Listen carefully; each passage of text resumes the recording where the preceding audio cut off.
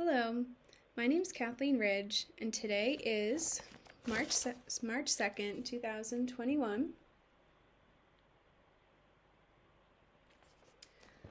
I will start off by discussing the scenario in case connection, case number 2. When looking at these diagnostic scans of a patient with a glioblastoma tumor, it is important to remember what we have learned so far in this medical biochemistry class and how glucose uptake occurs in different tissues. The PET scan shows the patient's brain after administering D-glucose. We learned about how glucose is taken up by different tissues and how that is regulated. We will look at these 4 tissue types in the fed state, as the PET scan is taken after glucose administration. In the liver, GLUT2 transporters is used to take up glucose in an insulin-independent manner. This means that the transporter to take up glucose is always present, regardless of whether insulin is present or not. In skeletal muscle, it is the GLUT4 transporter that takes up glucose in an insulin-dependent manner, which means insulin must be present for skeletal muscle to take up glucose, which is only in the fed state. The brain, which will be of particular importance in this case connection scenario, utilizes GLUT1 and GLUT3 transporters to take up glucose. This is done in an insulin-independent manner. Lastly, adipose tissue takes up glucose using a GLUT4 transporter in an insulin-dependent manner, much like skeletal muscle. So when looking at the brain and how it takes up glucose, we know that it is done regardless of whether insulin is present or not. Cancer cells take up glucose in a way that is different than that of healthy tissues, and this is known as the Warburg effect. While healthy tissues typically metabolize glucose using oxidative phosphorylation, cancer cells tend to metabolize glucose through the Warburg effect, using aerobic glycolysis. This change in glucose metabolism makes the cells much less efficient in producing ATP, and leads to excessive uptake of glucose in the cell. The goal of healthy tissues is generally to produce energy, or ATP, through oxidative phosphorylation. Tumor cells, on the other hand, strive to maintain just enough ATP for survival while putting most of its energy into promoting cell growth and the production of new malignant cells. Fluorescently labeled D-glucose acts very similarly to glucose as far as how tissues uptake it. Tissues that uptake a significant amount of glucose will also uptake fluorescently labeled D-glucose in a similar fashion. Knowing that tumor cells uptake a large amount of glucose, these PET scan results can aid in our diagnosis of glioblastoma. Tumor cells want to metastasize as much as possible, so they do not have the same purpose or goal as healthy tissues. Over time, cancer cells likely modified their glucose metabolism so that they produce just enough ATP to survive while focusing most of their energy into proliferation of cells.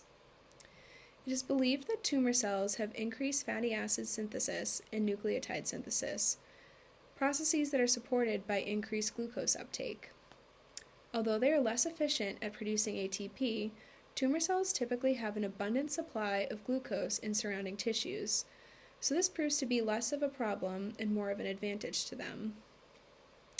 Specifically, when looking at glioblastomas, mutations to isocitrate dehydrogenase 1 and 2 can lead to the production of 2-hydroxyglutarate, which is a competitive inhibitor of alpha-ketoglutarate.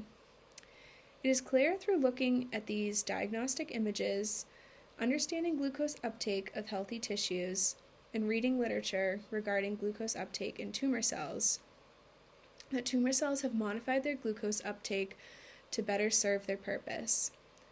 Tumor cells have increased their glucose uptake and modified genes to produce the bare minimum of ATP, while using most of their energy on cell proliferation.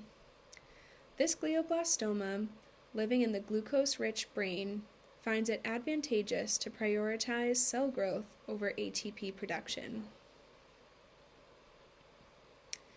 Next, I will discuss the scenario detailed in case connection, case number 4. This situation involves a mother who is concerned about her 2-month-old infant who has been acting jittery several hours after feedings and has had trouble sleeping for more than 2 hours between feeds.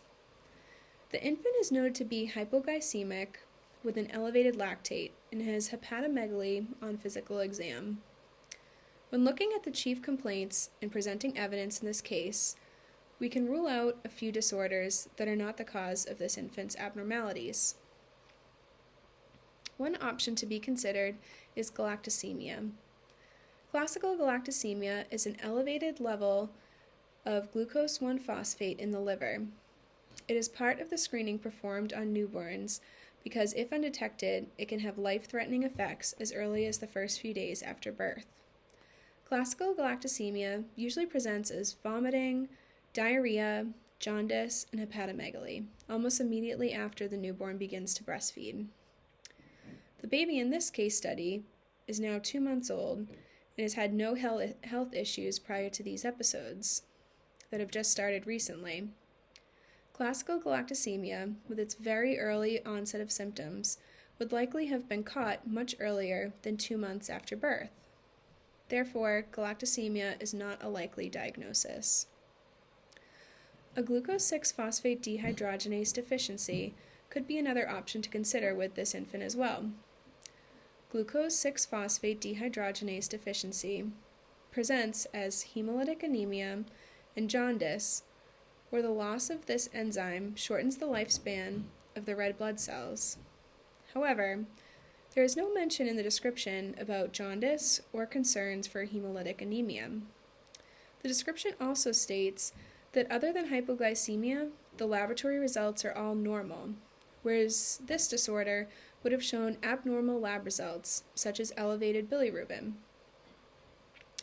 Hereditary fructose intolerance is a deficiency in aldolase B and causes hepatomegaly, fasting hypoglycemia, and irritability after feeds. While these 3 clinical findings are consistent with the case description, the mother states that the infant has not had anything other than breast milk since birth. Breast milk, as we learned, contains lactose, and lactose is made up of glucose and galactose. Sucrose, on the other hand, contains glucose and fructose, and is usually found in fruits. Here it is important to note what the baby has been eating, as this will guide diagnosis.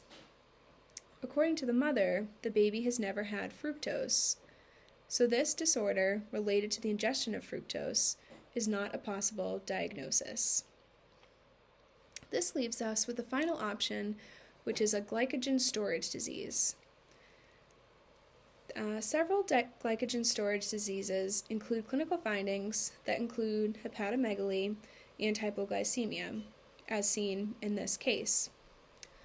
Von Gurk disease is a glycogen storage disease where glucose 6-phosphatase is the deficient enzyme and can present as fasting hypoglycemia and lactic acidosis.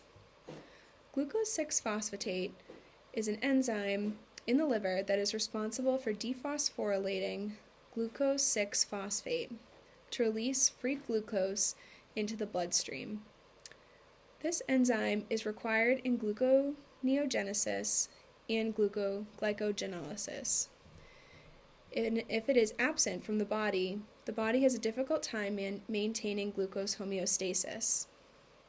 The description of the case also states that after an epinephrine injection, there is no change in glucose, but there is an increase in lactate, which is consistent with the clinical findings of von Gurk disease. The diagnosis of von Gurk disease, a glycogen storage disease, seems to be the most likely cause of the infant's symptoms after ruling out similar disease processes and looking at the typical time frame for diagnosis.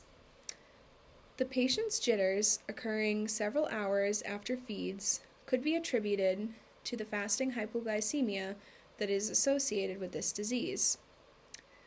The treatment for this diagnosis involves strict lifestyle modifications that include frequent blood sugar monitoring and small, frequent meals to maintain glucose homeostasis. In this case, it was very important to rule out differential diagnoses because the treatment plan going forward will be very stringent.